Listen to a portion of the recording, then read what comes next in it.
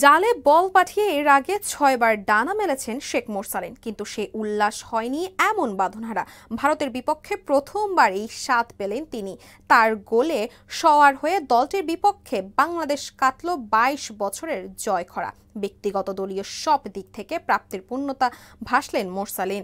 তবে এই উচ্ছ্বাসের মাঝেও পেছনের এক হতাশার স্মৃতি যেন কাঁটা বিঁধেছে তার হৃদয়ে। আলাপচারিতায় গোলের পরের মুহূর্তের বিশেষ প্রাপ্তি নিয়ে বলতে গিয়েও যেন অন্যরকম এক আবেগে পেয়ে বসল তরুণ মিডফিল্ডারকে। বিশেষ মুহূর্তটি আর কিছুই নয়, হামজা চৌধুরীর আলিঙ্গন। সম্প্রতি সময়ের বাংলাদেশ ফুটবল বিজ্ঞাপন হয়ে ওঠা ইংল্যান্ড প্রবাসী এই তারকা ভালোবাসা ২০ বছর বয়সী মোরসালিনের কাছে অনেক কিছু। গোলের পর হামজা ভাই আলিঙ্গনে বাঁধলেন, বাহাবা দিলেন। এত বড় মাপের খেলোয়াড়ের কাছ থেকে প্রশংসা পাওয়া বিশেষ কিছু।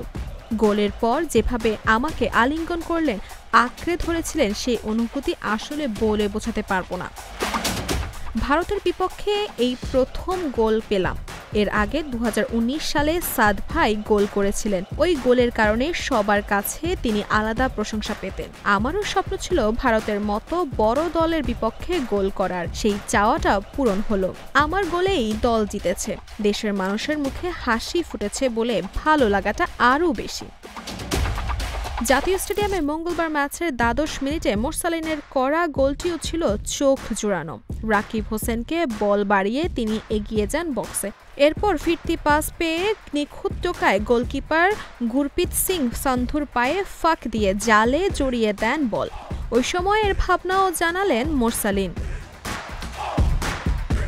এর আগে কুয়েতের বিপক্ষে ম্যাচে এমন করেই বল বাড়িয়ে ছুটে গিয়েছিলেন, কিন্তু সেবার গোল পাননি। ভারতের বিপক্ষে পেলাম। ওই দৌড়টা দেওয়ার সময় শুধু ভাবছিলাম, রাকিব ভাইকে বল দিয়েছি, উনি যেভাবে ছুটেছেন কিছু একটা হবে ভেবে আমি দৌড়ে দেই। নাটমেগ গোল দেওয়ার স্বপ্ন ছিল। অবশ্য আমি ওই মুহূর্ত এত কিছু ভাবিনি। রাকিব ভাই পাস দিলেন, আমিও পাস চালিয়ে দিলাম। বল ওদের গোলকিপারের পায়ের ফাঁক দিয়ে চলে গেল জালে।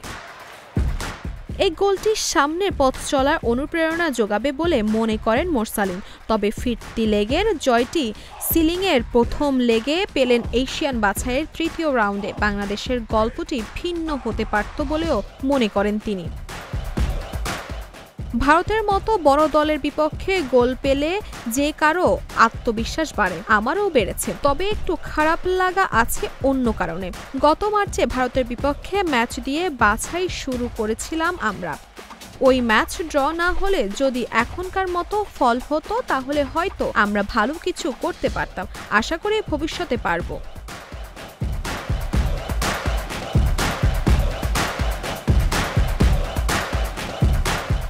দর্শক, এই ছিল স্পোর্টস আয়ের আজকের মতো আয়োজন। খেলার দুনিয়ার নতুন নতুন আপডেট পেতে চোখ রাখুন জিডি স্পোর্টসে।